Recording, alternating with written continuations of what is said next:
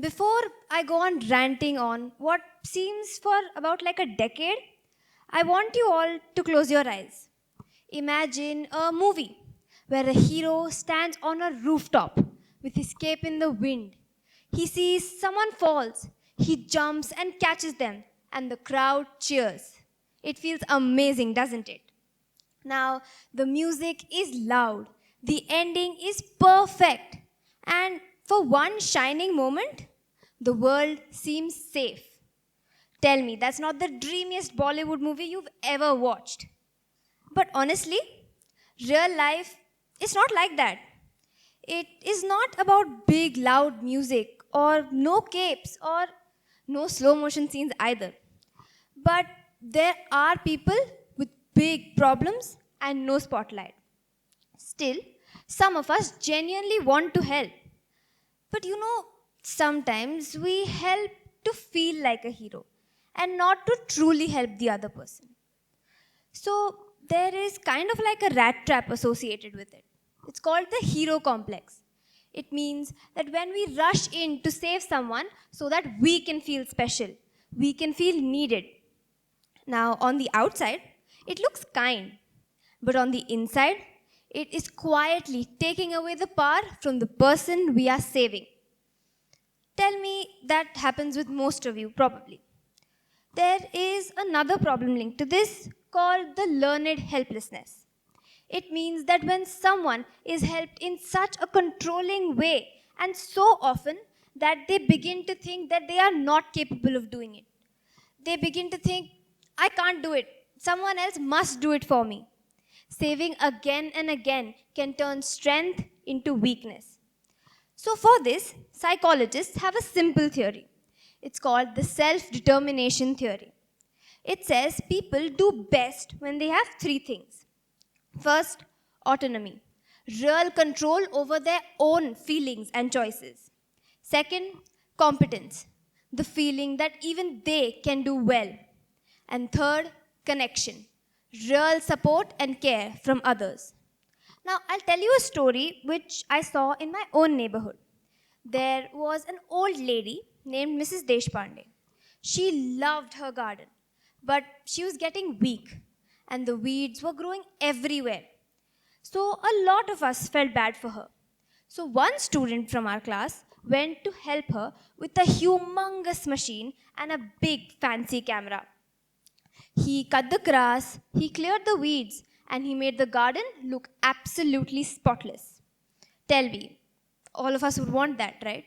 He posted photos of them online. People wrote good comments about it, and he felt very, very happy of himself. But then his exams approached. He had to stop helping. But you know what? Something was even worse.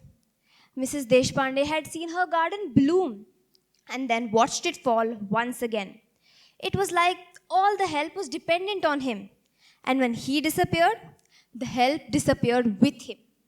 So another student came a few days later, and she didn't bring a big loud machine, nor did she have a fancy camera, but she brought time and respect. She sat with Mrs. Deshpande and asked her, what would make this easier for you? She did not decide everything alone, she decided it with her. Together, they planted strong native plants, set up a small watering system. The student taught her how small easy steps, how to cut, when to water, which tools to use. And after that, years later, that garden is still fresh and green. So from this story, the first helper brought her short-term help, but the second one brought time and respect. So tell me, why do we act like saviors? Well, we want quick results, and we want people to call us kind and great. And also, we want likes on social media so we can call the greatest person ever. But real help, it's different. It is not about looking good all the time. It is about making life better for someone else, even when no one is clapping for you. Think about soldiers who protect the country. They stand at borders, away from their families in harsh weathers for God knows how many years. But does that affect them? Most of them will never get famous. Their work has no spotlight, no awards every day, no social media either. But they still keep serving. That is the spirit we need when we talk about real help. Less drama, more duty. So tell me that's not happened with most of you. You go to help someone and then you end up doing it for yourself and not for the other person. So before you jump into help, ask yourselves three short questions. Did they ask for help? Or did I just decide? Am I helping them? Or am I trying to look brave? And is this going to make them stronger or just more dependent on me? If all of these answers point towards strength and respect, then your way of helping worked. But if not, change your way of helping. You can also change your words. Instead of saying, I will do it for you, try saying, let's do it together. So the next time you can try by yourself. You know, real help does not need to be loud and big. It consists of fairly three parts.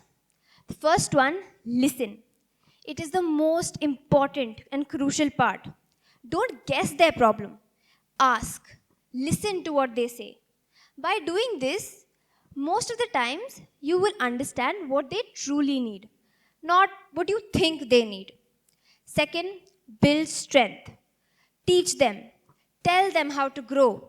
Make them think, even I can do it. And the third one is step back. I know, this part is the hardest one. We like being needed. We like being praised.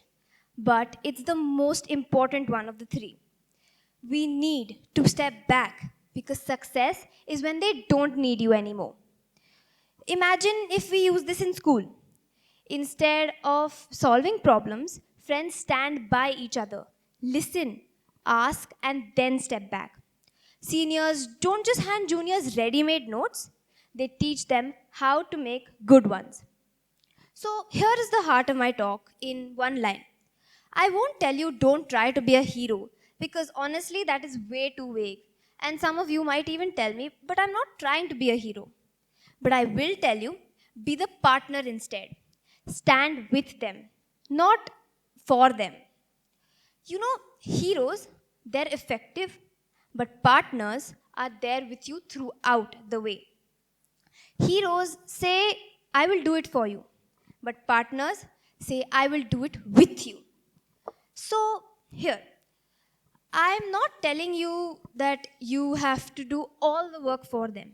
That is what a hero does. But I will tell you, ask them, go with them, and help them so that they can become a better version of themselves. And the whole world loves heroes. But partners are very, very effective. Families, schools, communities, and your friends, they need partners. And you know, when you help someone as a partner, it might affect more lives than you ever even thought it would. And you know, by the end of it, if no one is calling your name anymore, that means that your way of helping worked. And that is how you turn intent to impact. Thank you.